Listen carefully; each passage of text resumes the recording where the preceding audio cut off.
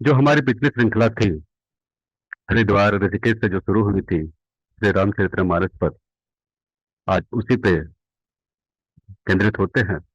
और मैं अपने सहयोगी पूनम सिंह जी को आमंत्रित करता हूँ, उसका स्वागत भी करता हूँ। पूनम सिंह जी। जी डॉक्टर उज्जवल नाइक जी, आपको प्रणाम और सभी उपस्थित नमस्कार जी। साथियों को प्रणाम। तो पूनम सिंह जी, बिनु सत्संग विवेक ना हुई, ये जो हमारी पिछली श्रृंखला थी, जो हरिद्वार ऋषिकेश से शुरू हुई थी, और ये एक बहुत अच्छी श्रृंखला रही, जिस, जिसका वीडियो अवेलेबल है यूट्यूब पे। जी जिन्होंने अगर नहीं भी सुना हो तो यूट्यूब में अवेलेबल है, उन्हें जाकर सुन सकते हैं। और क्या क्या बातें कही गई थी, इस सत्संग के बारे में जो बातें कही गई थी, वो क्या हम समझ पाए? या हमारी जो स्थिति है इस भक्ति को लेके, प्रभु कहते हैं सर्वे भवन्तु सुखिनः, सभी सुखी हो जाएं। तो सभी सुखी की कल्पना लिए ये एकत्व फाउंडेशन जो हमारा लगातार ये प्रयास कर रहा है कि प्रभु के इन अवधारणा को हम सही तरीका से समझ सके। तो पूनम सिंह जी, आप क्या कहना चाहती है? जी डॉक्टर उज्जवल नाइक जी, एकत्व फाउंडेशन द्वारा संचालित इस अनुभव माला वार्ता श्रृंखला जो पार्ट 1 कबीर दास जी के दोहों पर आधारित थी, अब हमारी नई श्रृंखला शुरू हुई है, जो पिछले बार ऑफलाइन हुई थी हरिद्वार में, ऋषिकेश में, जो बहुत ही सक्सेसफुली बहुत लोगों ने उसे अटेंड किया था। और जी। इस जैसे कि आपने कहा कि यहाँ यूट्यूब पर भी अवेलेबल है, जिसे मैंने सुना भी पार्ट 1 और पार्ट 2 को। जी। इसको सुनते ही बहुत नई नई चीजें मुझे पता चली और बहुत अच्छी सी चीजों का अनुभव भी हुआ। तो जैसे कि अभी हमारी ये जो श्रृंखला है श्री रामचरितमानस पर, वैसे तो हम डॉक्टर जी, हम बहुत सारे हमारे जो वेद ग्रंथ हैं जिसको हम लेकर आगे अपनी श्रृंखलाओं में आगे लेकर बढ़ेंगे। और इस बार की जो श्रृंखला है श्री रामचरितमानस पर, जो हमने पढ़ी है, सुनी है, देखी भी है रामायण के रूप में, लेकिन हम उसको कितना अपने जीवन में उतार पाए हैं, वो हम अपने तत्वदर्शी महात्माओं के बीच में ही आकर समझ पाएंगे। तो इसी श्रृंखला को आगे बढ़ाते हुए और ऋषिकेश के कुछ ग्लिम्सेस लेते हुए आगे हम इस प्रोग्राम को चलाएंगे। तो आज हम किसे आमंत्रित कर रहे हैं? तो पूनम सिंह जी, पहले तो हम आईटी टीम से रिक्वेस्ट करना चाहेंगे, जो पिछली जो श्रृंखला थी उसके कुछ ग्लिम्स दिखाएं। तो आई आईटी टीम से रिक्वेस्ट करता हूँ, जो ऋषिकेश की जो झलकियां थी वो प्ले करने का। श्री रामचरितमानस, जो कि आदर्श कोटि मूल्यों को स्थापित करता है। पहले प्रथम सोपान को ही यदि हम लें, ये श्रृंखला 2 वहीं से शुरू करें इसका आरंभ, तो ये दोहा नंबर 2 याद आ रहा है मुझे कि सुनहि समुझहि मुदित जन, मच्चहि अति अनुराग, लहै 4 फल अछत तनु, संत समाज त्याग। यानी कि मुझे ये परम सत्य से प्राप्त आत्मबोध से सीधा परिणाम जैसे ही पढ़ा ना, ये मुझे क्लिक किया कि वाकई में संत समाज रूपी तीर्थराज के प्रभाव को यदि हम, यानी हम सब, हम जन, इसको उपयोग किया गया ये शब्द जन, इसको यदि हम प्रेम पूर्वक सुनते हैं, देखिए सुन ही समझो, यानी सुनना भी है, समझना भी है और आचरण में भी लाना है प्रेम पूर्वक, तो क्या हासिल होगा? अपने आप कह रहे हैं कि 4 फल कौन कौन सा, जिसके लिए हम जीवन भर प्रयत्नरत न रहते हैं, जीवन भर यत्न करते हैं। कौन कौन सा? अर्थ, धर्म, काम और मोक्ष। ये 4 फल जो है स्वतः हमें प्राप्त होते हैं। वहाँ 450 साल पूर्व किसी एक संत ने किसी एक व्यक्ति की इस तरीके से चरित्र की रचना की हो, जिसके अंदर उसके पुत्र की, वो भी सर्वोच्च पुत्र की, पिता की तो वो भी एक उच्चतम पिता की, राजा की तो सर्वोच्च राजा की, भाई तो ऐसा भाई जो विश्व में कहीं ना मिले, पति अति उत्तम श्रेणी में जिसको हम रख के सकते हैं और मर्यादा के जो पुरुषोत्तम कहलाते हैं। तो ऐसी रचना जिसके अंदर उस कैरेक्टर को, समाज को 450 साल पहले किसी की प्रेरणा से समाज को उठाने की जो उन्होंने जो रचना की, वो आज भी हमारे समाज को उसी प्रकार से प्रेरित करती है। और इसके अंदर एक चीज और जो मैंने महसूस करी कि हम रामचरितमानस में खाली राम के चरित्र से इन्फ्लुएंस्ड नहीं है, हम उनके साथ जितने भी कैरेक्टर हैं उनकी भी मर्यादा को एक उच्च श्रेणी में देखते हैं कि अगर राम ने बड़े भाई की मर्यादा के हिसाब से एक समाज को उदाहरण दिया, तो लक्ष्मण भरत शत्रुघ्न ने भी उसी प्रकार से, उसी वेटेज से एक समाज को भाई का प्रारूप दिया। अगर पति के रूप में श्री राम ने दिया, तो पत्नी के रूप में सीता माता ने भी अपना रोल प्ले किया, पिता के रूप में दशरथ जी ने भी किया।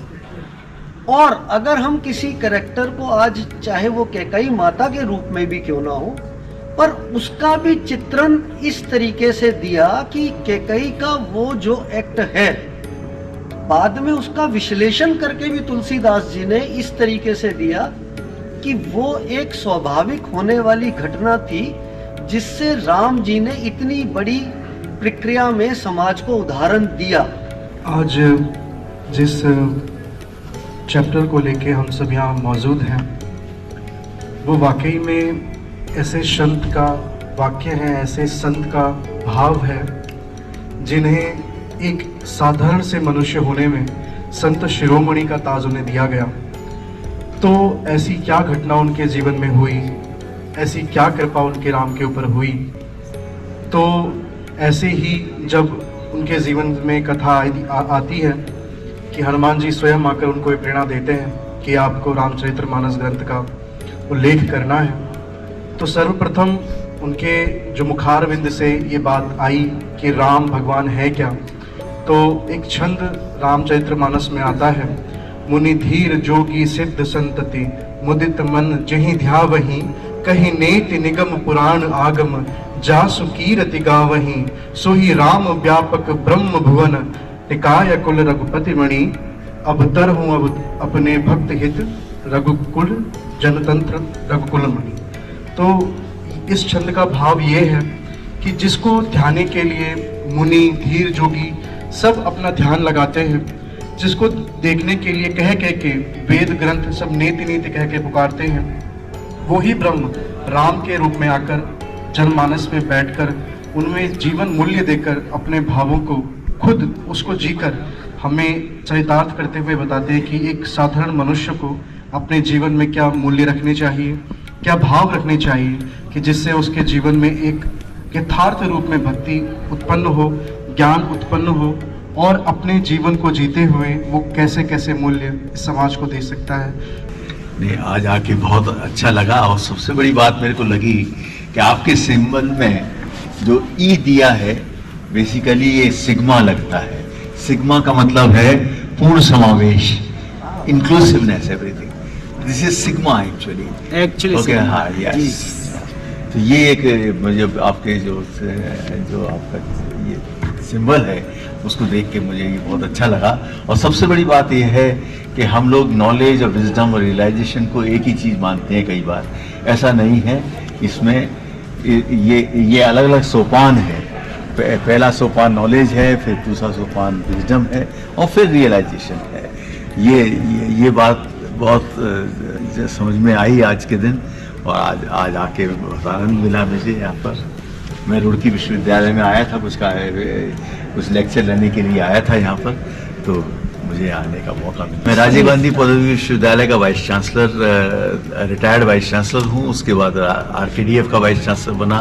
आजकल council of scientific industrial research का एमरिटस साइंटिस्ट हूँ।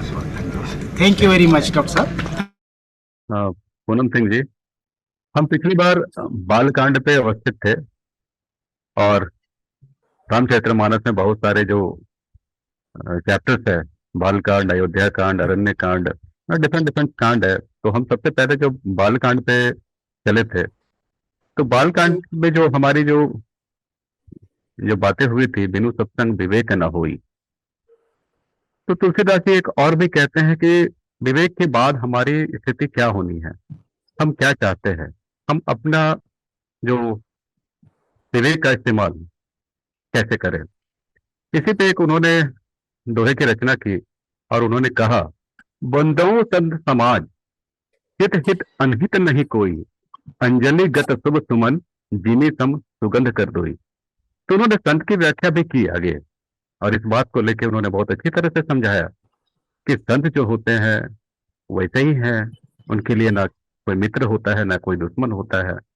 जैसे फूल तोड़ा जाता है तो फूल तोड़ने वाले हाथ को भी सुगंध प्रदान करते हैं, और साथ जिस हाथ में रखे जाते हैं उस हाथ में भी सुगंध प्रदान करते हैं। तो इस कड़ी पे जहां तक मैं देख पा रहा हूँ, पूनम सिंह जी हमारे श्री केन तिवारी जी लखीमपुर से उपस्थित हैं। तो मैं जी। सबसे पहले उनसे आग्रह करना चाहूंगा, केन तिवारी जी, कि रामचरितमानस पे अपने भाव रखें। नमस्कार जी।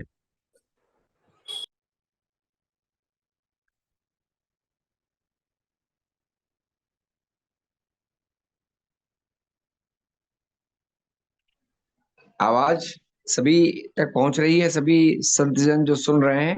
बिल्कुल महात्मा, बिल्कुल हैं? बिल्कुल बिल्कुल आ रही है। हाँ, तो सभी संतजनों को नमन करते हुए दास एक बात कहना चाहेगा। सनातन धर्म का अनुयायी होने के नाते दास 80 वर्ष के जीवन में जो अनुभव प्राप्त किया है उसी को शेयर करेंगे आप सबसे। कि सनातन धर्म का अनुयायी होने के नाते दो ग्रंथ जो हमारे सनातन धर्म में रामचरितमानस और श्रीमद् भगवद गीता है, हालांकि श्रीमद् भागवत का भी बड़ा अपना ऊंचा स्थान है, लेकिन प्रारंभ में यही दो ग्रंथ ऐसे हैं जिनमें सारा वेदांत, सारा अध्यात्म सब निचोड़ करके भर दिया गया है। हमको तीसरे ग्रंथ में जाने की जरूरत ही नहीं है। अगर अच्छे जिज्ञासु हो तो इन्हीं दो के अंदर सब कुछ मिल जाएगा। तो दास अपनी बात को शुरू करने के पहले भूमिका के रूप में दो बातें आप सबके सम्मुख जरूर रखेगा। ये एकत्व फाउंडेशन के अंतर्गत हम जो आध्यात्मिक पाठशाला के सभी छात्र हैं, इस बात से अवगत हो लें कि अध्यात्म का अर्थ ही है आत्मा और अनात्मा। इन दो चीजों का ज्ञान प्रारंभ करने के लिए इस पाठशाला के छात्र हम बने हैं। आत्मा क्या है और अनात्मा क्या है? आत्मा तो मूल तत्व है और अनात्मा यानी उसका स्वभाव, उसकी प्रकृति है, जो दो प्रकार की है, जड़ और चेतन। तो तीन अनादि तत्व हैं। ये तत्व ज्ञान मूलता यही है, तीन अनादि तत्व हैं, आत्मा, जीव और माया। जब तक ये कॉन्सेप्ट क्लियर नहीं होगा प्रारंभ में, तब तक हम अध्यात्म में आगे कदम नहीं बढ़ा सकते। ये दास का अपना विश्वास है। आत्म तत्व जो मूल तत्व है, जिसके तमाम पर्यायवाची शब्द हैं, ईश्वर कहिए, गॉड कहिए, परमात्मा कहिए, परमेश्वर कहिए, यहोवा कहिए, अनंत नाम इसके हैं, लेकिन मूल तत्व आत्म तत्व है, जिसकी सबसे सुंदर परिभाषा भगवान श्री कृष्ण जी ने गीता के दूसरे अध्याय के 24वें श्लोक में बहुत ही सुंदरतम परिभाषा दी है आत्मा के बारे में। सर्वगत है, जैसे ये आकाश सूक्ष्म है, सर्वगत है। हमारे बुद्धि में, मन में ये इसको हम समझ सकते हैं, ये खाली स्थान असीम है, ऐसा कोई स्थान नहीं जहां नहीं है। तो आकाश समझ में आता है, तो आकाशवत ये परमात्मा सर्वत्र व्याप्त है, आत्मा सर्वत्र व्याप्त है। ये जब बात समझ में आ जाएगी तो उसी को तुलसीदास जी ने कहा कि मंगल भवन, ये जो आत्म तत्व जिसके अंदर हम सब हैं, सारे ब्रह्मांड जिसके अंदर हैं और जो हमारे सबके अंदर व्याप्त है, ऐसा मंगल भवन है जो अमंगल को हरने वाला है। मंगल भवन अमंगल हारी, उमा सहित जय जपत पुरारी। तो अब आ जाइए रामचरितमानस में प्रारंभ में, बालकांड में प्रारंभ में 7 श्लोक है। तो दास आपको श्लोक नंबर 2 और 3 की तरफ ध्यान आपका आकर्षित करना चाहेगा। प्रारंभ में हमारी सनातन धर्म के अंदर प्रतीकोपासना पर ज्यादा जोर दिया गया है। तो प्रतीकोपासना के को ध्यान में रखते हुए दूसरा श्लोक तुलसीदास जी ने रचित किया अपनी लेखनी से कि भवानी शंकरो वंदे श्रद्धा विश्वास रूपिणो ये अभ्याम बिना न पश्यंती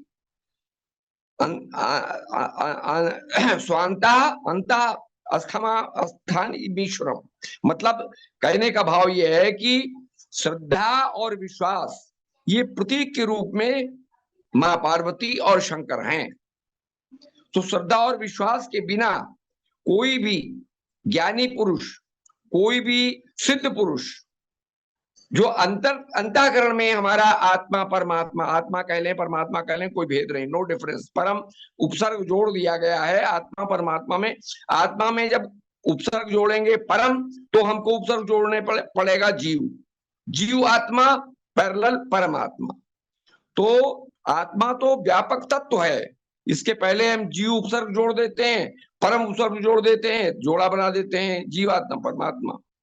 तो ये आत्मा के रूप में जो हम परमात्मा हमारे हृदय में स्थित है, इसको बड़े बड़े ज्ञानी पुरुष तब तक नहीं देख पाते हैं जब तक प्रतीक के रूप में श्रद्धा और विश्वास हमारा साथ नहीं देते। फिर आगे कहा है उन्होंने तीसरे श्लोक में, वंदे बोधमयम नित्यम गुरु। गुरु कौन है? नित्य है, अनित्य। जितने शरीर और नाम रूप धारण किए वो गुरु हमारे लौकिक संसार में दिखाई पड़ते हैं, ये तो अनित्य है भाई। नित्य गुरु कौन है? तुलसीदास जी के भी एक लौकिक गुरु थे, नरहरिदास जी, लेकिन परिपक्व अवस्था में जब उन्होंने रामचरितमानस की रचना की है तो गुरु का रूप क्या दिखाया है? बंदे, वंदना कर रहे हैं, बोधमयम गुरु। नित्य जो गुरु कैसा है? जो बोधमय, बोध ही गुरु है, और नित्य है, वो अनित्य नहीं है, नित्य है। शंकर रूपिणम, शंकर के रूप में। तो कहने का भाव यह है कि हम मूल जो गुरु तत्व है उस तत्व को जब तक नहीं समझ पाएंगे तब तक हमारे अंदर ज्ञान विवेक नहीं पैदा होगा। गुरु बिन होय की ज्ञान, ज्ञान की होय विराग बिनु, गाँव ही वेद पुराण, सुख की लही हरि भगति बिनु। तो विवेक भी हमारे परमादरणीय भैया डॉक्टर जोशी जी ने हमारा सबका ध्यान आकर्षित किया कि लोग चौपाई पढ़ते हैं, उसके गहराई में अर्थ को समझें। जैसे बिनु सत्संग विवेक न होगी, सत्संग साधन है, विवेक हमारा साध्य है। तो बिनु सत्संग विवेक न होई, राम कृपा बिनु कौन? साध्य। यानी विवेक सुलभ नहीं होगा जब तक राम की कृपा नहीं होगी, भले सत्संग आपको मिले। बिनु सत्संग विवेक न होई, राम कृपा बिनु सुलभ न सोई। सोई शब्द जो है वो सत्संग के लिए नहीं है। ये बात बहुत ही मार्मिक है जो डॉक्टर जोशी ने हम सबको अपने वक्तव्य में समझाया कि लोग कहते हैं सत्संग बिना राम के नहीं सुलभ होगा। नहीं, सुलभ हमारा साधन तो सुलभ है, कैसा? सब जगह सुलभ है सत्संग। सत्संग के लिए तुलसीदास जी ने लिखा है रामचरितमानस में कि सब ही सुलभ सब दिन सब देसा, सेवत सादर समन कलेसा। ये सत्य जो परमात्मा है आकाशवत व्याप्त है सब जगह, ये सत्य परमात्मा सबको प्राप्त है। कौन ऐसा है जिसको प्राप्त नहीं है भाई? जड़ चेतन जग जीव जत सकल राममय जान, बंदो सबके पद कमल सदा जोर जुग पान। तो ये सत्य परमात्मा आत्मा के रूप में सर्वत्र अंदर बाहर व्याप्त है, सब जगह, बहिरंतश, बाहर भी और अंदर भी, सब जगह व्याप्त है। तो ऐसे परमात्मा आत्मा को हम जब भी जान पाएंगे जब गुरु की कृपा होगी। इसीलिए गुरु की वंदना बार बार तुलसीदास ने शुरू की है, बंदो गुरुपद कंज कृपा सिंधु नर रूप हरे महामोह तम पुंज जासु वचन रविकर निकर, जाके गुरुबिन भवनी तरह न कोई, जो विरज शंकर सुम हुई, गुरु के वचन प्रतीत न जेही, सपने सुलभ न सुख सुदिते ही। बड़ी गुरु की वंदना की है।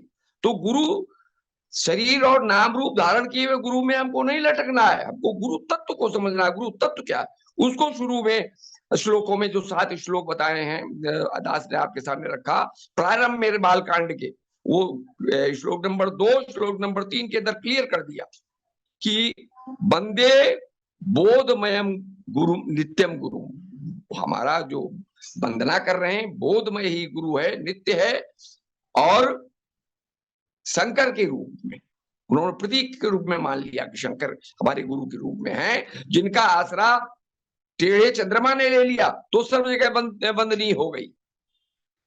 तो कहने का भाव आगे 7वें श्लोक में उन्होंने कहा है कि नाना पुराण निगमागम वेद सम्मतम यत, ये जो रामचरितमानस है ये नाना पुराण जो 18 पुराण हैं, निगम आगम जो हमारे 4 वेद हैं, 108 उपनिषद हैं, इन सब का भाव इस रामचरितमानस के अंदर मर्यादा पुरुषोत्तम राघवेंद्र सरकार के जीवन चरित्र को सामने रखते हुए, उनकी जीवन लीला को सामने रखते हुए सारा अध्यात्म लाकर इसके अंदर भर दिया गया है। तो हम अगर लाभ उठाना चाहें तो इससे उठा सकते हैं, और चूंकि समय कम है, हमारे बड़ी अच्छी बात है कि हमारे निरंकारी महात्मा डॉक्टर वीपी त्रिपाठी जी के पिता श्री सूर्यनारायण तिवारी जी कहा करते थे कि अनंत शास्त्राणि बहुलाश्य विद्या, अनंत शास्त्राणि बहुलाश्य विद्या अल्पस्य काले बहुविघ्नताश्च यद सारभूतम तदुपासनीयम मध्यम विकासा चिदानंद लाभ। तो सच माने में अनंत शास्त्र हैं, बहुत सी विद्याएं हैं, और मानव जीवन थोड़ा है, और उस पर भी तमाम प्रकार के विघ्न हैं। तो जो सारभूत हो उसको ही हम ग्रहण करें, मध्यम का मार्ग पकड़ें। जैसे भगवान कृष्ण ने कहा है कि योग 6ठे अध्याय में कि योग तुम अर्जुन तू योगी बन, और योग कौन कर सकता है? जो मध्यम मार्ग अपनाता है, न ज्यादा खाने वाला न ज्यादा सोने वाला, जो बीच का मार्ग अपनाता है वही चिदानंद का लाभ प्राप्त करता है।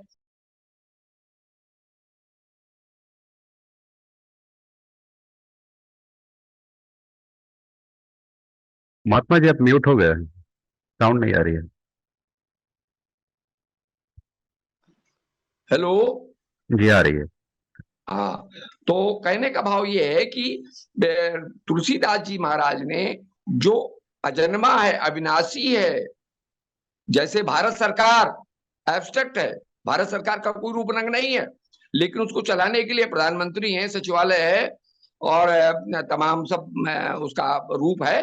तो ऐसे ही परमात्मा जो है वो एक एब्स्ट्रैक्ट है। भगवान श्री कृष्ण जी ने जिसको कहा है कि अजर अविनाशी भाव मैं हूं, तो जो अजर अविनाशी भाव है यही कृपा करके तुम माया का, योग माया का जो है वो आवरण लेकर के मर्यादा पुरुषोत्तम राम के रूप में त्रेता में आया, द्वापर में श्री कृष्ण लीला पुरुषोत्तम श्री कृष्ण के रूप में आया। तो ये दृष्टि हमारे इस तुलसीदास जी की है कि वही ब्रह्म जो जन्मता नहीं, आता नहीं, जाता नहीं, वो दया करके हम सब जीवों के ऊपर कृपा करके, और उसने लीला मर्यादा युक्त राम राघवेंद्र सरकार के रूप में लीला की कि हमको कैसे जीना है, कैसे पिता का रोल अदा करना है, कैसे पुत्र का रोल अदा करना है, कैसे पति का रोल अदा करना है, कैसे मित्र का रोल अदा करना है। सारी चीजें हमारे जीवन को सुचारू रूप से चलाने के लिए उन्होंने उसमें भर दी, और इसीलिए आज भी राम राज्य की कल्पना हम सब लोग करते हैं। इन्हीं शब्दों के साथ दास अपनी वाणी को विराम देता है। जो कुछ भूल चूक हुई हो आप सभी विज्ञजन दास को क्षमा करेंगे, और इसी तरह डॉक्टर भैया जो हम सबका मार्गदर्शन कर रहे हैं, प्रभु उन पर कृपा करे, उनको चिरायु करे, उनकी आयु बढ़े भाई, और वो सभी का इसी तरह से मार्गदर्शन करते रहें, परोपकार के कार्य में लगे रहें। इन्हीं शब्दों के साथ दास अपनी वाणी को विराम दे रहा है।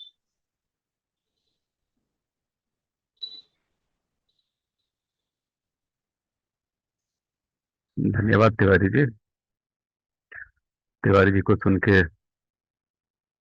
अब जो ध्यान बन रहा है, पूनम जी एडवोकेट आरपी सिंह जी को आमंत्रित करते हैं, उन्हें सुनते हैं रामचरितमानस से उनके भाव। तो मैं आमंत्रित करता हूँ एडवोकेट आरपी सिंह जी को।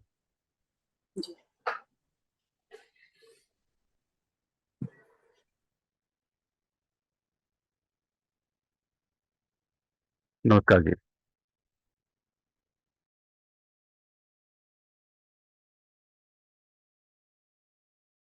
आप प्लीज अनम्यूट कर लीजिए। महात्मा अनम्यूट कर लीजिए।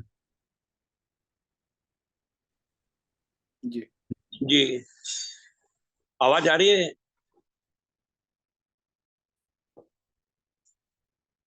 बिल्कुल आ रही है जी। महात्मा जी ठीक। सभी संत महापुरुषों के चरणों में आरपी सिंह का प्रणाम स्वीकार करिए। अभी मैं सुन रहा था पूज्य तिवारी जी को, जितना डिटेल में शायद उन्होंने बता दिया। पहले तो स्वयं समझना है कि बुद्धिमान व्यक्ति कौन होता है और विवेकशील कौन होता है। बुद्धिमान व्यक्ति तो आईएएस, पीसीएस, एचजेएस तो हो सकते हैं, लेकिन जरूरी नहीं है कि वो विवेकशील ही हो। और विवेक के बारे में तो पवित्र रामायण में लिखा भी हुआ है कि बिनु सत्संग विवेक न होई। बिना इसे प्रभु की प्राप्ति सिर्फ आपके ही चरणों में आने पे हो सकती है, या जो विवेक इंसान का जो जागृत होता है वो सिर्फ और सिर्फ आप जी के चरणों में आने के बाद ही हो सकता है। अगर विवेकशील का मतलब डॉक्टर जोशी जी ने बहुत डिटेल में पहले भी समझा चुके हैं कि पहले स्वयं को तय करना है कि हमें क्या करना है या क्या नहीं करना है। जैसे अगर द्वैत भाव मन के अंदर जब तक रहता है, जब तक द्वैत भाव रहेगा तब तक हम अपने विवेक का इस्तेमाल कर ही नहीं पाएंगे। और विवेकशील होने के लिए अद्वैत का होना बहुत आवश्यक है। जब तक मैं अद्वैत को नहीं समझ पाऊंगा तब तक विवेकशील मैं हो ही नहीं सकता। मैं ज्यादा शब्दों का सहारा न लेते हुए इस पर ज्यादा डिटेल पूज्य डॉक्टर जोशी जी से ही मैं चाहूंगा कि वास्तव में जो विवेकशील होता है वास्तव में वही अद्वैत को प्राप्त कर सकता है। बाकी कोई ऐसा साधन नहीं है कि वो अद्वैत को समझ सके। नमस्कार।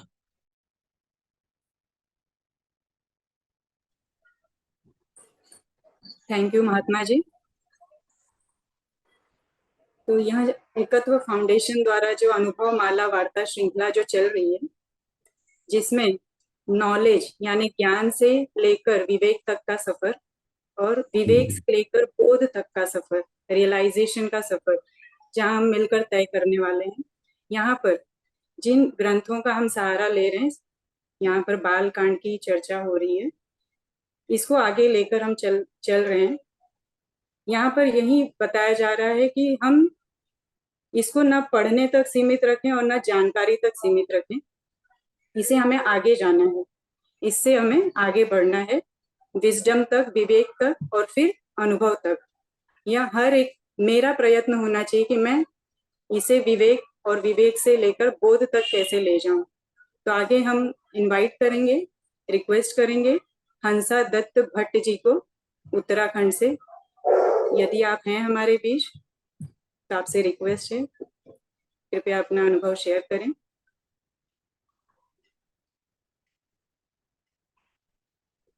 हंसादत्त भट्ट जी अभी अभी ज्वाइन किए हैं।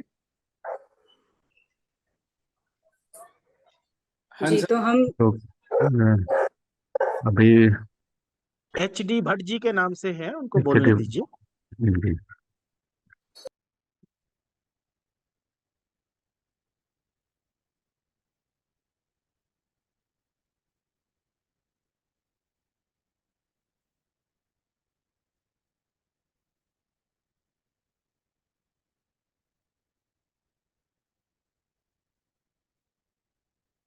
भट्ट साहब अनम्यूट कर लीजिए अपने आप को। जी नमस्कार जी, आवाज आ रही? बिल्कुल आ रही है जी। अ, थोड़ा यहाँ नेट की भी प्रॉब्लम चल रही है अभी। आदरणीय तिवारी जी का चल रहा था तो काफी डिस्टरबेंस थी, लेकिन महात्मा ने जो रामचरितमानस का बालकांड में से जो तत्व उठाया, मूल तो जैसे पूजनीय डॉक्टर जोशी जी अपने हर वक्तव्य में समझाते ही हैं कि आत्मबोध तक पहुंचना है। अब क्योंकि रामचरितमानस से वार्ता चल रही है तो भगवान राम ने जीवन पर्यंत कैसे, जैसे अभी तिवारी जी कह रहे थे कि रिश्तों को कैसे निभाना है, कैसे जीवन जीना है, आत्म अवस्था में रहते हुए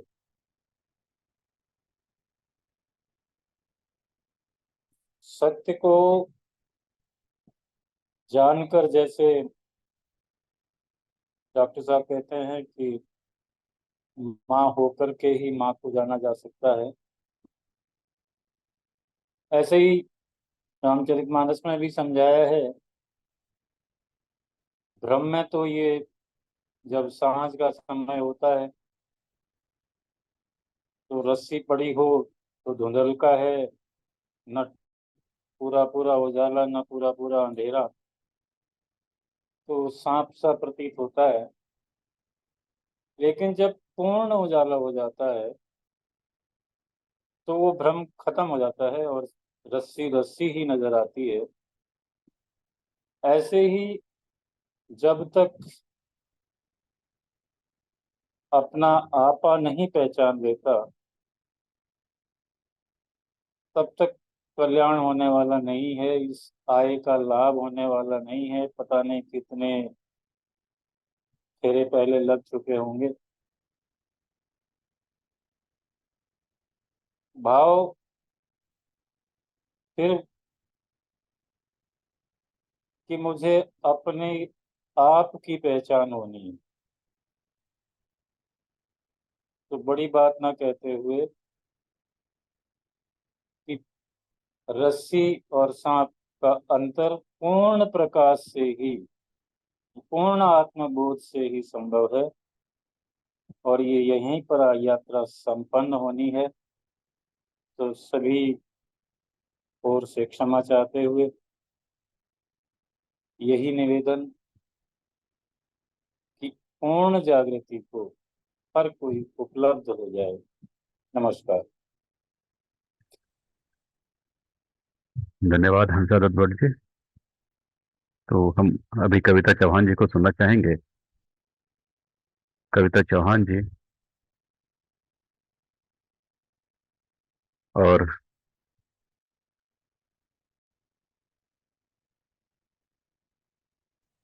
कविता चौहान जी के बाद भी कौन से महात्मा हैं, उनका भी नाम ले लीजिए। चौहान जी के बाद एक बीना गिरी जी हैं। राम भजन के लिए बीना गिरी जी का जी भाव बन रहा है, तो उन्हें सुनेंगे इसके बाद। अभी कविता चौहान जी। उपस्थित सभी महानुभावों को मेरा प्रेम भरा नमस्कार।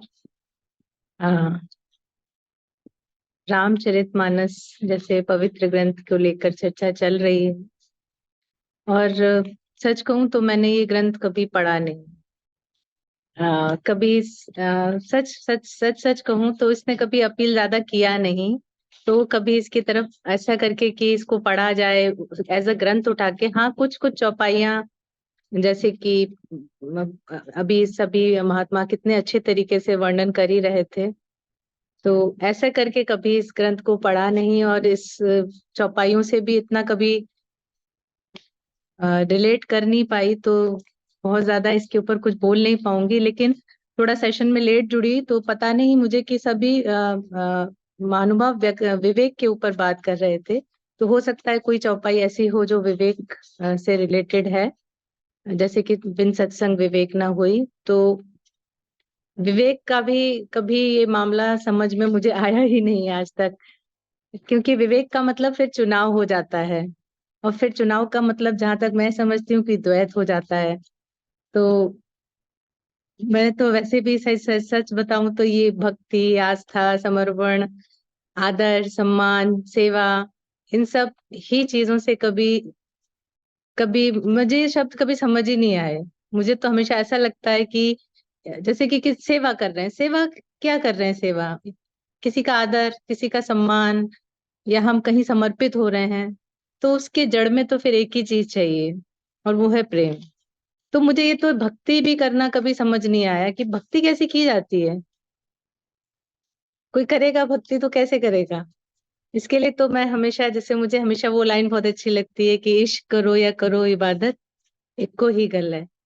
तो ये मुझे ये सच में ये विवेक भी इसी तरीके से कभी समझ में नहीं आया।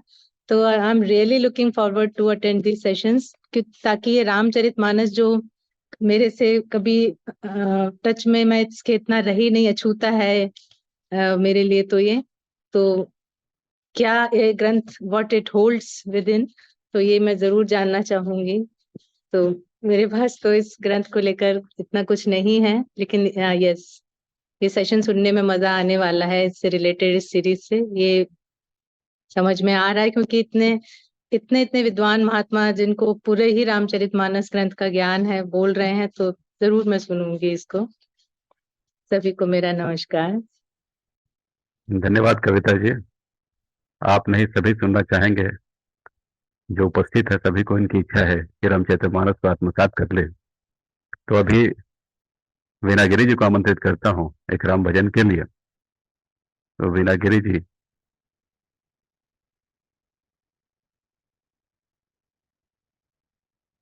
नमस्कार जी।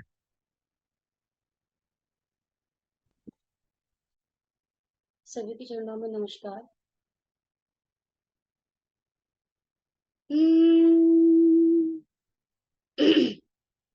जरा हल्के गाड़ी हाँको मेरे राम गाड़ी वाले, जरा हल्के गाड़ी हाँको मेरे राम गाड़ी वाले, जरा धीरे धीरे गाड़ी हाँको मेरे राम गाड़ी वाले, जरा धीरे धीरे गाड़ी हाँको मेरे राम गाड़ी वाले। गाड़ी महरी रंग रंगीली, गाड़ी महरी रंग रंगीली, पहिए लाल गुलाब, हाकन वाली छैल छबीली, हाकन वाली छैल छबीली, बैठन वाले राम भैया, हल्के गाड़ी हाँको मेरे राम गाड़ी वाले, जरा धीरे धीरे गाड़ी हाँको मेरे राम गाड़ी वाले। गाड़ी अटकी रेत में भाई, मंजिल पड़ी है दूर, गाड़ी अटकी रेत में भाई, मंजिल पड़ी है दूर, धर में पार उतर गए पापी चकनाचूर भैया, हल्के गाड़ी हाँको मेरे राम गाड़ी वाले, जरा धीरे धीरे गाड़ी हाँको मेरे राम गाड़ी वाले। चार जना मिल माथ उठायो, नी बनी काठ की घोड़ी, चार जना मिल माथ उठायो, नी बनी काठ की घोड़ी, ले जाके मरघट पे रखिया, ले जाके मरघट पे रखिया, फूक दिनी जैसे होली रे भैया, हल्के गाड़ी हाँको मेरे राम गाड़ी वाले, जरा धीरे धीरे गाड़ी हाँको मेरे राम गाड़ी वाले। रे बिलख बिलख के तिरिया रोए, बिछड़ गई मेरी जोड़ी, रे बिलख बिलख के तिरिया रोए, बिछड़ गई मेरी जोड़ी, कहे कबीर सुनो रे साधो, कहे कबीर सुनो रे साधो, जिन जोड़ी उन तोड़ी भैया, हल्के गाड़ी हाँको मेरे राम गाड़ी वाले, जरा धीरे धीरे गाड़ी हाँको, जरा होले होले गाड़ी हाँको मेरे राम गाड़ी वाले। नमस्कार, थैंक यू। धन्यवाद वीणागिरी जी। वीणागिरी जी के भाव जो इतने सुमधुर ढंग से आ रहे थे कि ये सब कान से नहीं सीधे दिल पे उतर रहे थे। तो धन्यवाद वीणागिरी जी। समय मिले तो फिर से आपसे एक सुनना चाहेंगे। अभी फिलहाल मैं आमंत्रित करना चाहता हूं कमिश्नर आरपी सिंह जी को।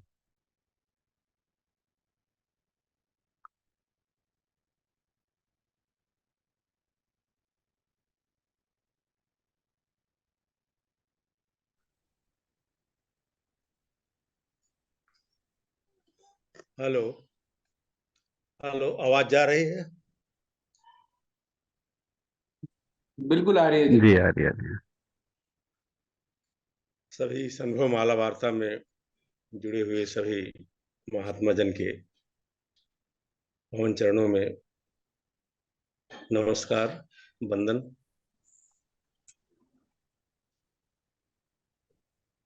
आज रामचरितमानस पर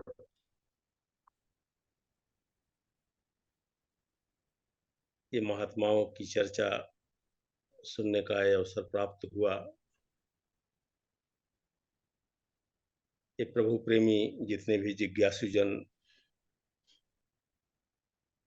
ये जुड़े हैं,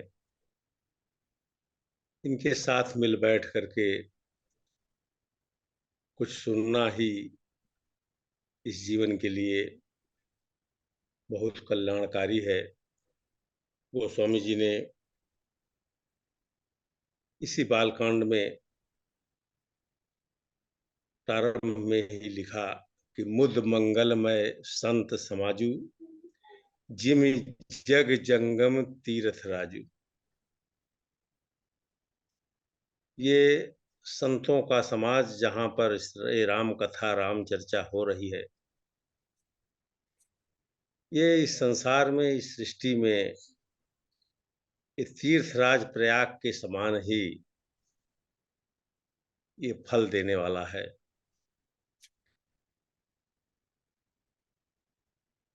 इस बाल कांड में इस संतों से जुड़ने का या सत्संग में ज्ञान विवेक या बोध की जो चर्चा महात्मा कर रहे हैं, इनको बिना हृदयंगम किए, इससे बिना समझे इस अध्यात्म के मार्ग पर आगे नहीं बढ़ा जा सकता। बहुत ज्यादा तो दास का अध्ययन नहीं है रामचरितमानस पर, लेकिन फिर भी आप संतों के साथ मिल बैठकर ऐसे सुनने को कुछ चौपाइयां कुछ दोहे मिले हैं। गोस्वामी जी ने इसी में बालकांड में ही लिखा है कि गगन चढ़ई रज पवन प्रसंगा, नीचे ही मिले कीच जल संगा। यही आपके संग की बात, जहाँ ये राम कथा हो रही है, महात्माओं के संग की बात के लिए ये है। जैसे मिट्टी जो है, रज मिट्टी, गगन चढ़ई रज पवन प्रसंगा। ये आकाश में जब पवन का संग मिलता है, आप जैसे महात्माओं का संग यदि इस जीव को मिलता है तो वो बहुत ऊंचाइयों तक जा सकता है आपका संग पा करके। और कहीं कुसंगत मिल गई तो उसके लिए गोस्वामी जी ने बड़ी सुंदर उपमा दी कि नीचे ही मिले कीच जल संगा। वही रज, वही मिट्टी, वही धूल, यदि नीच कहा गया जल को, यहाँ जल का झुकाव हमेशा नीचे की तरफ होता है। पानी से जब वही मिट्टी मिल जाती है तो वो कीचड़ बन जाती है, ऊपर नहीं उठ पाती। इसी बाल कांड में ये जो अध्यात्म आत्म तत्व की बात अभी तिवारी जी भी कर रहे थे कि जीव आत्मा परमात्मा माया, तो भक्तों ने संतों ने सबकी अलग अलग स्थिति रही है इस परम तत्व के बोध की। इसी बाल कांड में आगे चलकर शायद 45-47 पेज कुछ है, 45 पेज पर एक प्रसंग आया है, बड़ा सुंदर प्रसंग है, याज्ञवल्क्य भारद्वाज मुनि प्रसंग। भारद्वाज आश्रम आज भी प्रयागराज में है। तो भारद्वाज मुनि हुआ करते थे, सारी रिद्धियां सिद्धियां उन्हें प्राप्त थीं, लेकिन ये राम तत्व क्या है, ये ब्रह्म तत्व क्या है, आत्म तत्व क्या है, इसका बोध उन्हें नहीं था। क्योंकि इस परमात्मा की दी हुई रिद्धियां सिद्धियां इंसान प्राप्त कर सकता है, लेकिन इस ब्रह्म तत्व का ज्ञान बिना जीवन में किसी ऐसे मार्गदर्शक को आए जो स्वयं उसका ज्ञाता हो। इसीलिए इस रामचरितमानस का प्रारंभ ही गोस्वामी जी ने किया है कि बंदम गुरुपद पदुम परागा सुरुचि सुवास सरस अनुरागा, यहीं से प्रारंभ ही हुआ है।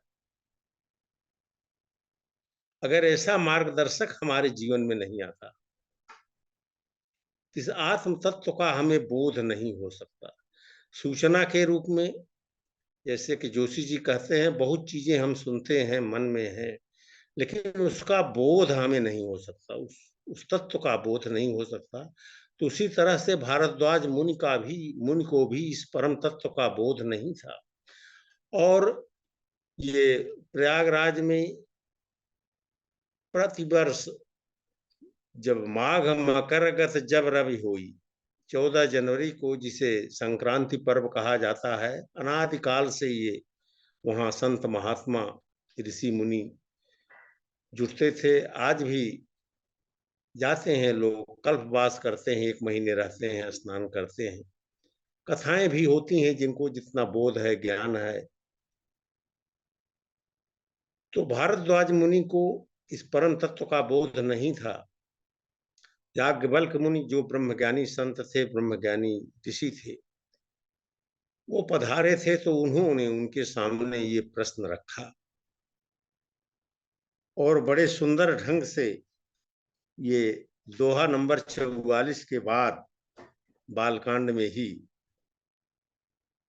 उसमें लिखा कि नाथ एक संशय बड़ मोरे। उनका पैर पकड़ करके यही निवेदन कर रहे हैं कि नाथ एक संशय बड़ मोरे, करगत वेद तत्व सब तोरे। अरे महाराज, मेरे मन में एक बहुत बड़ा संशय है, और आप सारे वेदों पुराणों की ज्ञाता हैं, सब आपके हाथों में है, सब आपके मन में है। लेकिन ये बात कहते हुए कहत सुमोहि लागत भय लाजा, जौ न कहूं बड़ होई अकाजा। ये बात कहते हुए मुझे भय भी लग रही है, लज्जा भी लग रही है। भय इसलिए कि कहीं आप ये न समझ लें कि ये हमारी परीक्षा ले रहा है, और लज्जा इसलिए लग रही है कि जीवन का इतना समय व्यतीत हो गया, अभी इस आत्म तत्व का हमें ज्ञान नहीं हुआ, इसका बोध नहीं। कहत सुमोहि लागत भय लाजा, जौ न कहूं बड़ हो ही अकाजा। लेकिन आपको पाकर अगर आज मैं इससे चूक गया तो बड़ी हानि होगी, फिर मैं इस तत्व के ज्ञान से, इस परम तत्व के ज्ञान से जो है अछूता रह जाऊंगा, ये मुझे नहीं मिलेगी। और यही प्रश्न रखते हैं कि राम के बारे में, राम तत्व के बारे में, कि एक राम अवधेश कुमारा, तिनका चरित विदित संसारा, नारी बिरह दुख लहू अपारा, भयउ रोष रन रावण मारा। एक राम तो ये दशरथ के बेटे हैं, तो कहते हैं कि प्रभु सोई राम की अपर को जाहि जपत त्रिपुरारी, सत्य धाम सर्वज्ञ तुम कहु विवेक विचार। ये राम कौन है, राम तत्व क्या है? क्या ये दशरथ के पुत्र के रूप में जन्म लिए यही राम है?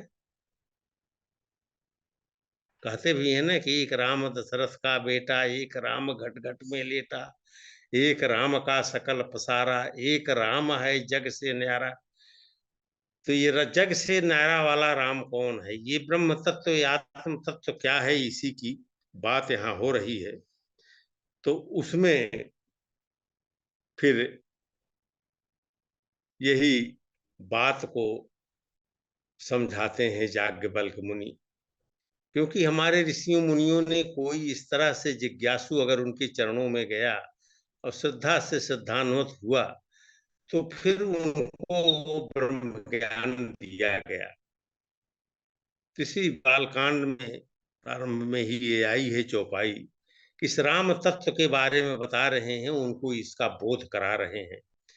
क्योंकि इस तत्व का बोध शब्दों से तो हो नहीं सकता। चौपाई लिखकर, चौपाई तो बहुत लोग पढ़ रहे हैं, दास आगे जो चौपाई पढ़ेगा, बहुत से लोग पढ़ते हैं, अच्छे अच्छे विद्वान पढ़ते हैं, लेकिन ऐसा गुरु जब तक जीवन में नहीं आता और सम्मुख उसके चरणों में हम उपस्थित नहीं होते तब तक इस राम तत्व का बोध नहीं हो सकता।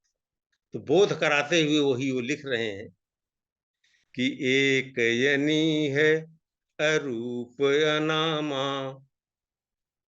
ये राम तत्व जो है, ये ब्रह्म जो है, ये आत्म तत्व एक है सृष्टि में। 10-20 भगवान नहीं है, 10-20 राम नहीं है, एक अनी है। और वो क्या है? अनी इच्छा रहित है, अरूप है, रूप से रहित है, किसी रूप में उसे नहीं बांधा जा सकता। अनामा है, उसके अनंत नाम है, एक नाम कोई नहीं है। और उसकी परिभाषा क्या बताई, शब्दों में बांधा कि अज अज सच्चिदानंद परधामा। ये अजन्मा है, ये परम तत्व, ये आत्म तत्व अज है, अजन्मा है, सतचित आनंद स्वरूप है। जैसा जो जी समझाते हैं कि ये सतचित आनंद स्वरूप है का इसका धाम है, इसका परम धाम है। और इसकी परिभाषा में क्या बताए कि व्यापक विश्व रूप भगवाना। ये राम तत्व, ये आत्म तत्व जो है, ये सृष्टि में व्याप्त है, व्यापक, पूरी सृष्टि के कण कण में ये व्याप्त है। सोई धरि देह चरित कितना ना। और वही समय समय पर अपने भक्तों को, श्रद्धालु जनों को अपनी लीला दिखलाने के लिए ये सगुण रूप में भी, सगुण ब्रह्म के रूप में भी ये इस धरती पर जिज्ञासु जनों के उद्धार के लिए आता है। तो महात्मा जन, ये तो रामचरितमानस सारे वेदों उपनिषदों का सार है। और इन बातों को पढ़ने से या कुछ चौपाइयां याद कर लेने से, कहने से, ये हमको इसका बोध नहीं हो पाता जब तक जीवन में ऐसा कोई संत, ऐसा कोई सदगुरु ये नहीं आता, इस सत्य को ज्ञाता, सत्य का जानने वाला, तब तक इसका बोध इस शरीर में रहते ये नहीं हो सकता। पढ़ करके इसका बोध नहीं हो सकता। व्याख्या तो हम शब्दों से कर सकते हैं, सुना सकते हैं, लेकिन इसके बोध के लिए, जैसा जोशी जी कहते हैं, ये बड़े लोक कल्याण का कार्य ये कर रहे हैं कि जो भी श्रद्धालु जन कम से कम जुड़ते हैं, पहला स्टेप तो यही है, श्रवण। हमारे शास्त्रों में यही बताया गया कि श्रवण, सुनो, ध्यान से सुनो, पहले समझो, मनन, फिर उसका मनन करो। श्रवण, मनन, निधिध्यासन, और फिर इसका चिंतन करो, इसका चिंतन करो। इस जो बताया गया है इसका चिंतन करो। सुन करके बातें तो अच्छी लगती हैं, कर्ण रस आता है, लेकिन सुन करके ही यदि छोड़ दिए, इस पे नहीं चले, क्योंकि मन को लुभाने वाली इस संसार में, इस सृष्टि में, इस प्रकृति में बहुत सारी चीजें हैं। हमारा मन, हमारी चेतना डाइवर्ट हो जाती है। तो दास इससे आगे ज्यादा कुछ और नहीं कहेगा। इस कल्याणकारी श्रृंखला जो आपने शुरू की है, ये बहुत बहुत धन्यवाद इसके लिए। और इसी तरह से जोशी जी के विचारों को हम सब सुनने के लिए यहाँ आते हैं। इसी के साथ और महात्माओं के भी सुंदर भाव मिलते हैं। तो इसी तरह ये श्रृंखला चलती रहे, यही परमात्मा से यही अनुरोध है, यही चरणों में, आप सबके चरणों में नमन है। थैंक यू कमिश्नर साहब जी, अपने सुंदर विचार व्यक्त करने के लिए। अब मेरा निवेदन है हमारे तत्व फाउंडेशन के चेयरमैन साहब श्री शैलेंद्र बब्बर जी इस पर प्रकाश डालेंगे।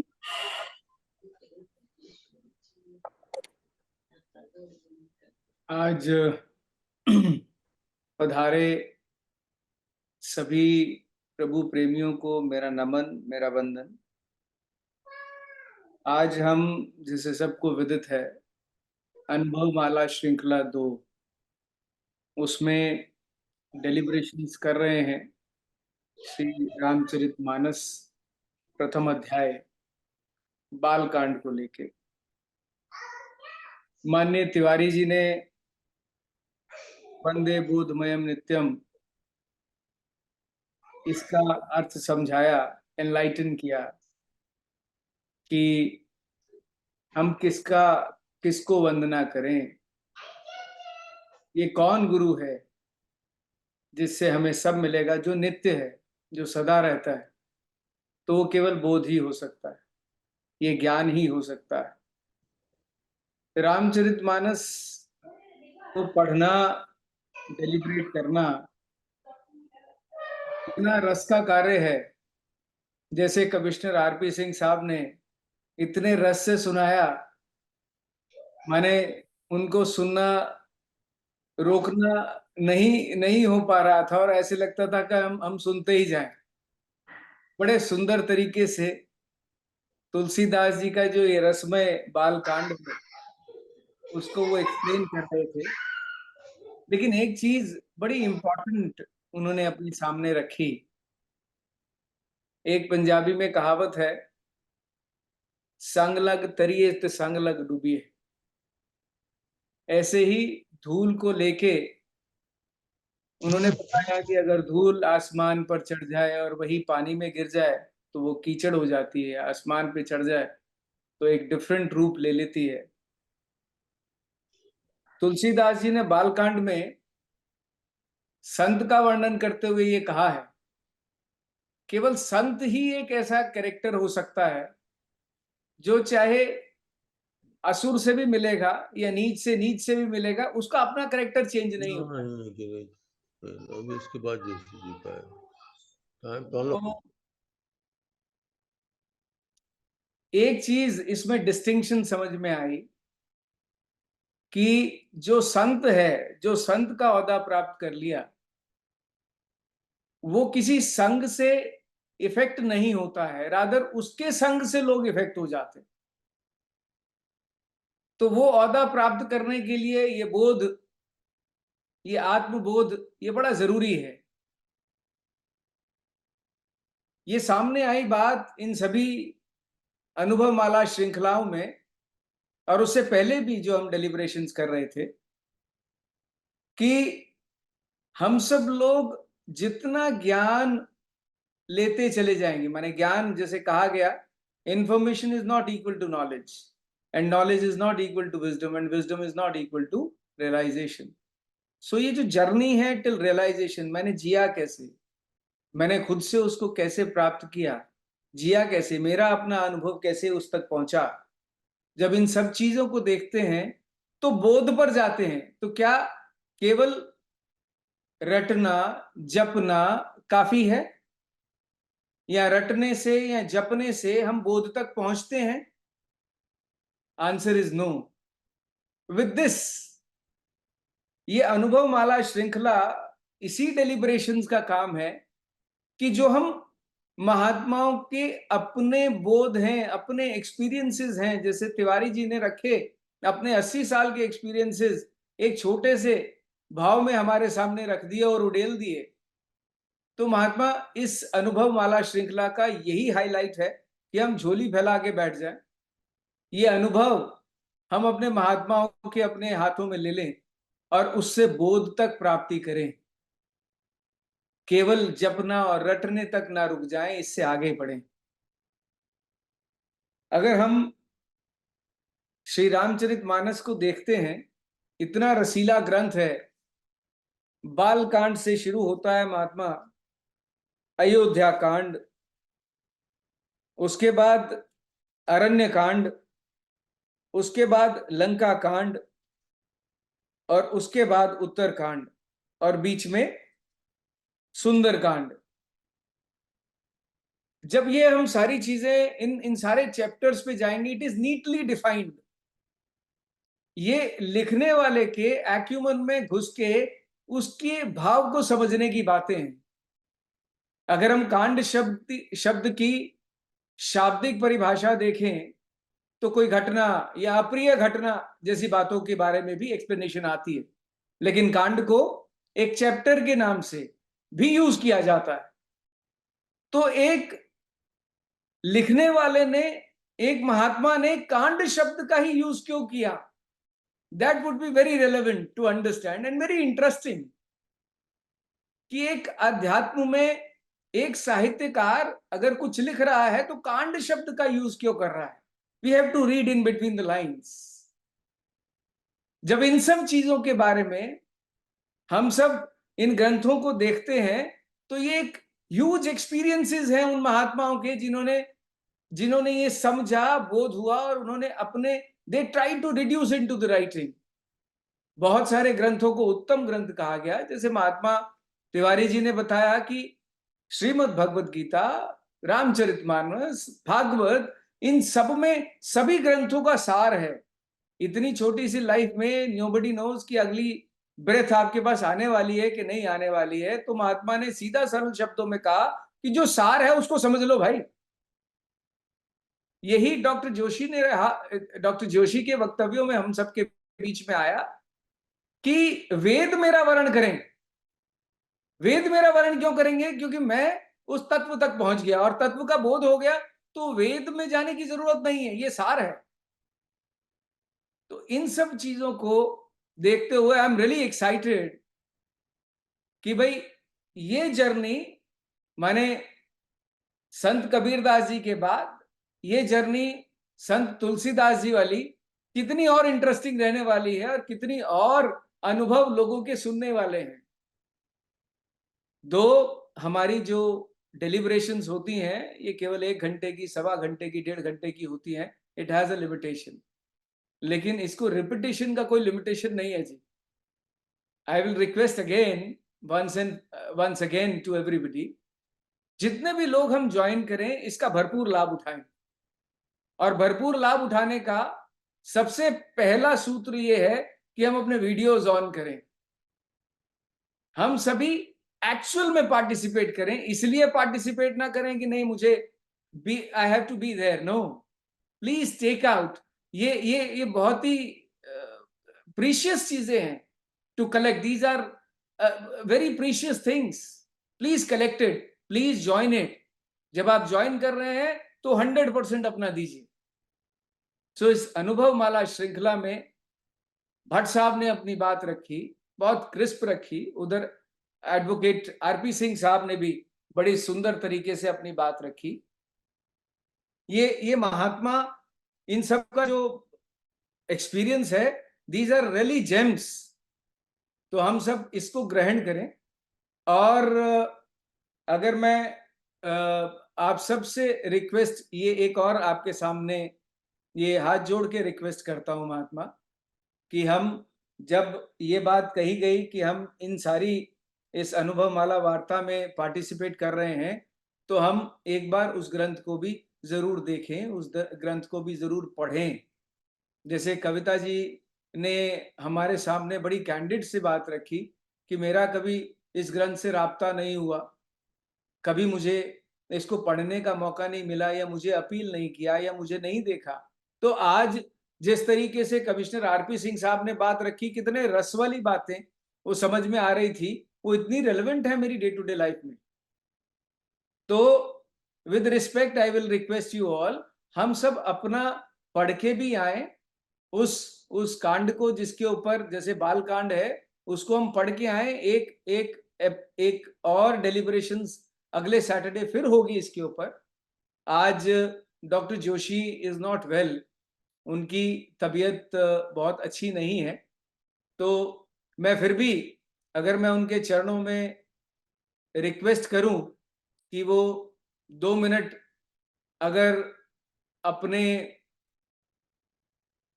अपने समय निकालें और थोड़ा सा प्रकाश डालें। बाकी उनके विजडम के ऊपर छोड़ता हूं, उनकी तबीयत थोड़ी सी ठीक नहीं है, तो इसलिए मैं बहुत ज्यादा जोर भी नहीं दूंगा। हम हर बार रिक्वेस्ट करते हैं और हमारी रिक्वेस्ट को वो मानते भी हैं, तो उनका जो गाइडेंस है हमारे लिए डेफिनेटली प्रीशियस होगा, चाहे वो 5 मिनट ही हो। So I will request doctor Joshi, अगर आप सामने 2 मिनट आके, अगर चाहे वीडियो आप बंद रखें, बिकॉज मुझे पता है कि उनको माने वो जो लाइट है उनके कारण नहीं देख पा रहे हैं। सो विद रिक्वेस्ट, अगर आप कर पाए डॉक्टर साहब, कैन यू कम ओवर जी? आपका आदेश है सर, आंखों पे।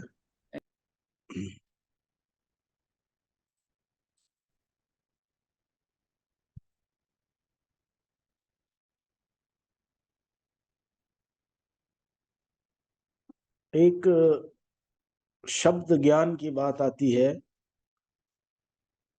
और फिर शब्द बोध की भी आती है। अगर कुछ पालना कुछ बातों की ना हो तो शब्द बोध नहीं होता, ऐसा उल्लेख भी हमने सुना संतों के कुछ वर्जन इस तरह के भी।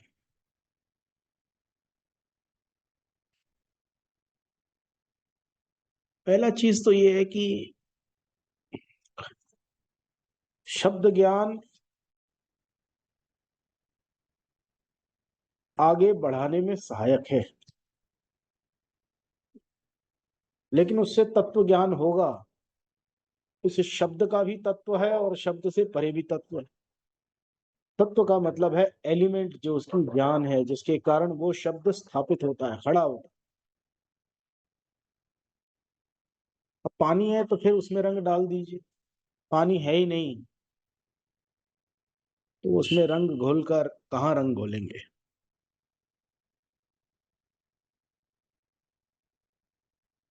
शब्द बोध को कोई पाबंदी नहीं है किन्हीं भी मान्यताओं की।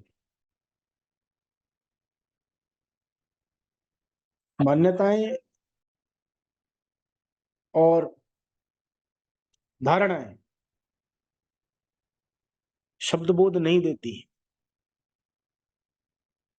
जब संत के संग की बात की जाती है तो वो संग कौन सा है? पहला तो ये है कि परम अस्तित्व,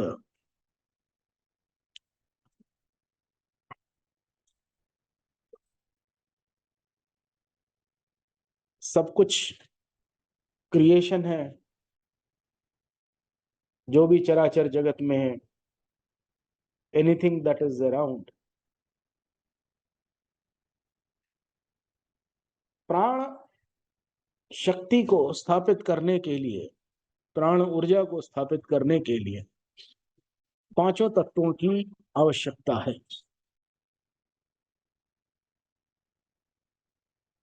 लेकिन प्राण शक्ति शरीर के संचालन के लिए है।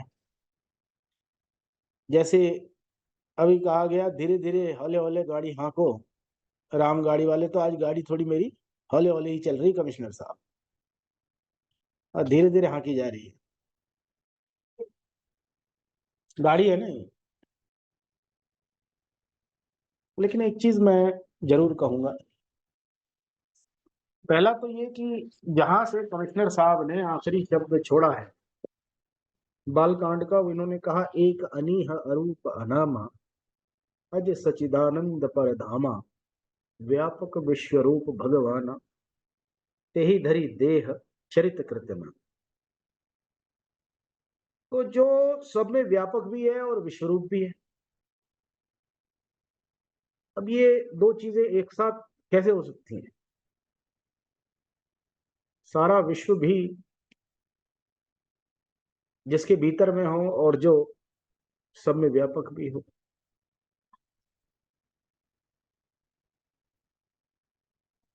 अब ये कोई शब्द ज्ञान से थोड़ी पकड़ पाएंगे इस बात,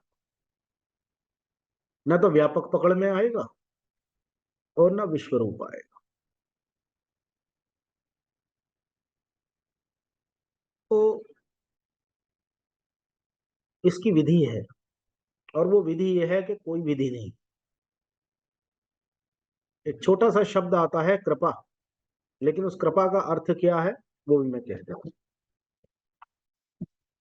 इसका अगला शब्द है सो केवल भगतन हित लागी परम कृपाल प्रणत अनुरागी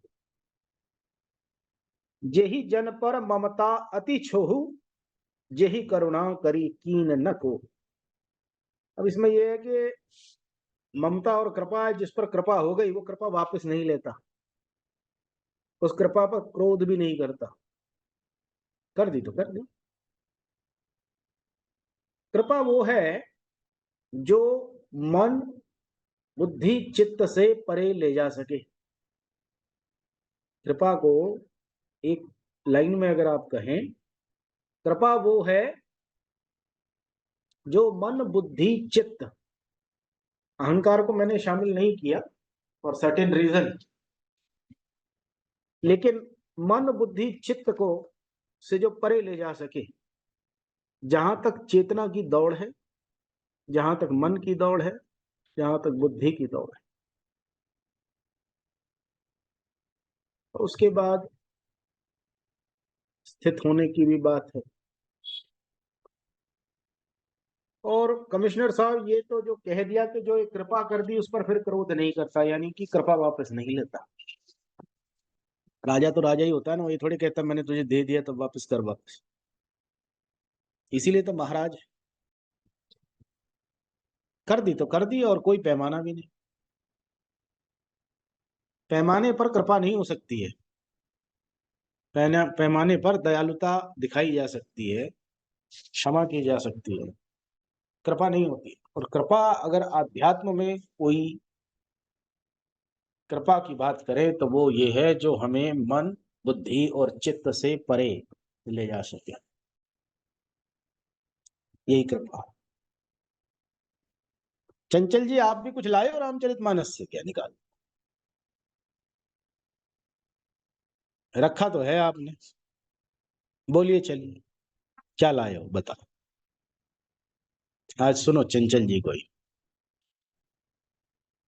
क्या लेके आए हो हमारे लिए। तो देखो चंचल जी को, हाँ चंचल जी अनम्यूट करो। जी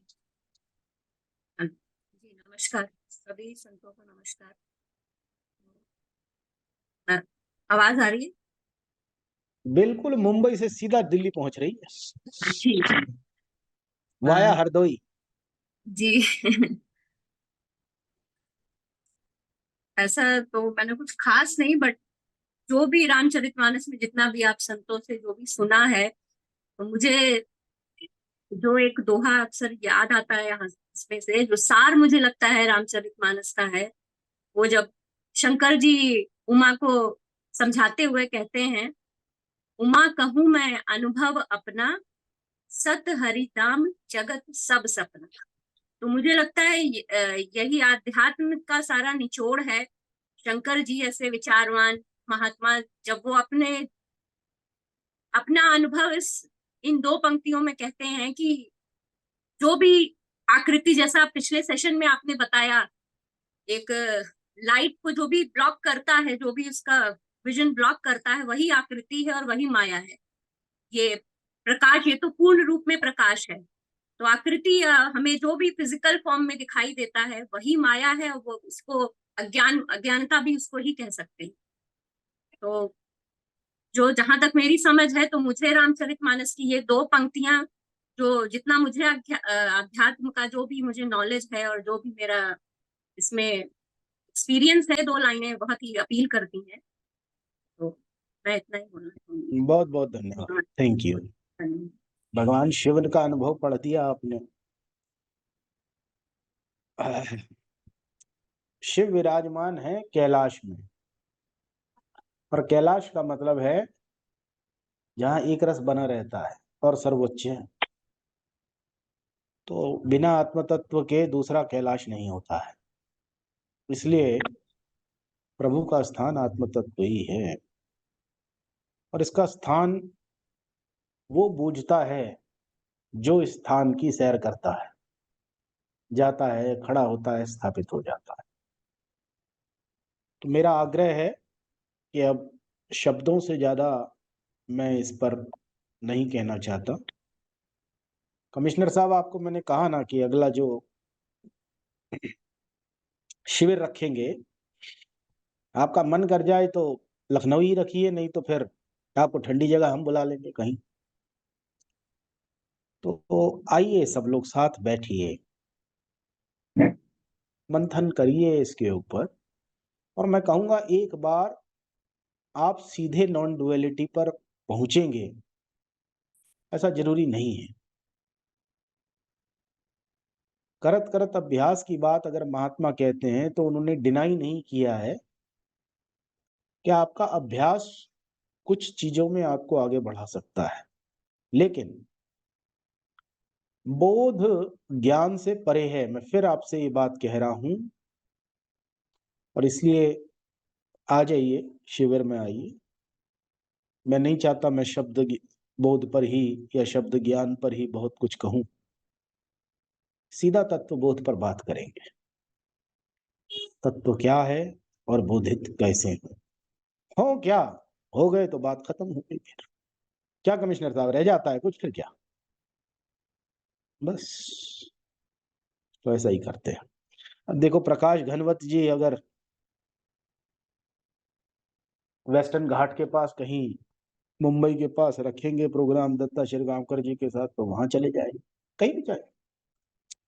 चिमटा ही तो गाड़ना है, कहीं गाड़ दिया। पालक मिला, पालक खाया, न मिला, जो मिला वो ठीक।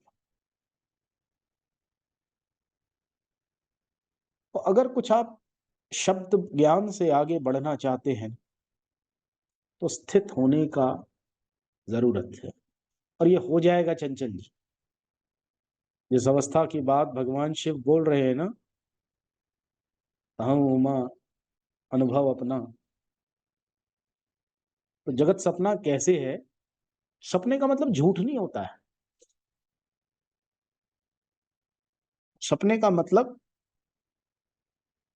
आपकी क्रिएशन है, जो आपने क्रिएट की है। जो आपने क्रिएट कर दी वो आपका सपना है। क्रिएशन मत कीजिए, क्रिएट मत कीजिए, कोई सपना नहीं है। तो आज नहीं छोड़ते हैं बात को। माता कृष्णा बाथला जी, तुसी तो किथे कनाडा पहुंचे हो, यूएसए हो? अच्छा, यूएसए में हो, ठीक है। कोई दिन आपका आना अगर होगा तो ठीक है, नहीं तो ऑनलाइन जब शिविर होगा आप जुड़ जाना। मेरा ध्यान ये है कि लेकर जाओ। एडवोकेट आरपी सिंह जी, मैं इस बात को ये कह रहा हूं कि लेकर जाओ, बस तो लो बस। उसके बाद उसके ऊपर हम चर्चा करेंगे, क्योंकि गोद में बच्चा होगा तो ममता पर डिबेट करने की जरूरत नहीं है। फूट फूट कर आएगा, स्वयं निकलेगा। तत्व बोध क्या है? बोधमय होकर ही, बस ठीक है।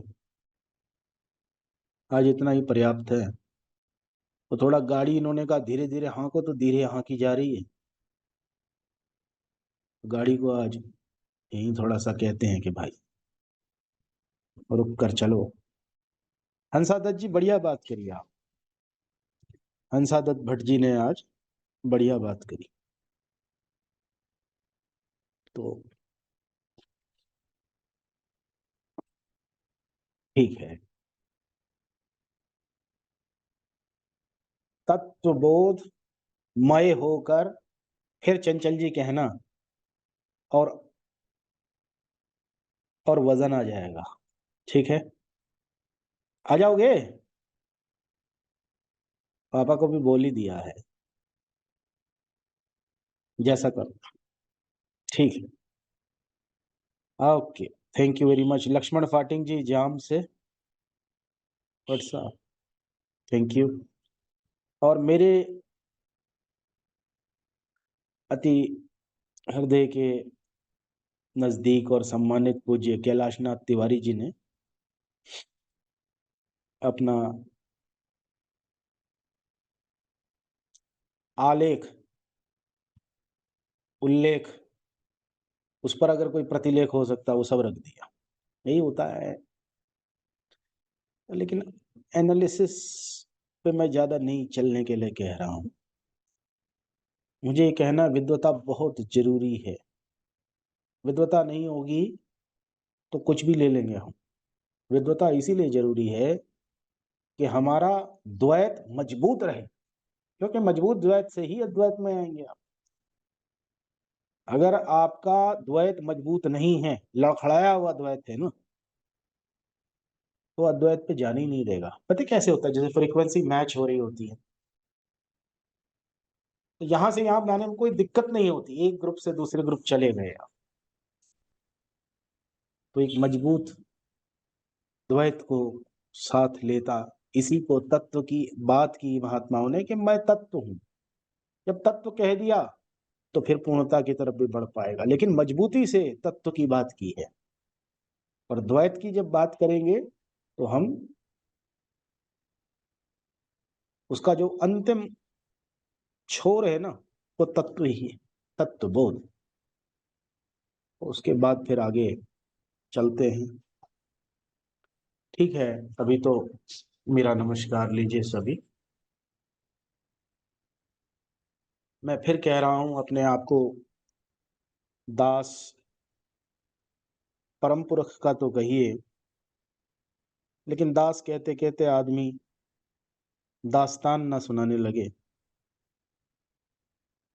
आप ज्योतिर्मय हैं, ज्योतिर्पुंज हैं, प्रकाश रूप हैं।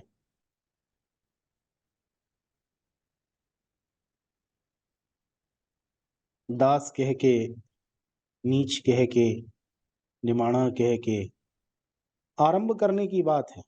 वो इसलिए कि आप सब्जेक्ट पर जाना चाहते हैं। जो मुझसे अधिक चार्ज है उसके साथ मैंने अपनी चार्ज को जोड़ा, और वहां से जो चार्ज थे, जैसे बैटरी हायर चार्ज पर है, वहां से ले लिया मैंने। बस इतनी सी बात है। अब जब दोनों सेम चार्ज पे आ गए तो करंट ही फ्लो नहीं करेगा, फिर कौन का दास। इसीलिए गुरु गोविंद सिंह जी महाराज ने मैं हाँ परम पुरख दादासा पेखन आयो जगत तमाशा, अगर जगत के तमाशे की बात की है तो दास की बात की है। तो ठीक है एडवोकेट बब्बर साहब, आपने अपना समय मुझे दे दिया, ये भी आपका है, अपने में ही ऐड कर लेना। ठीक है।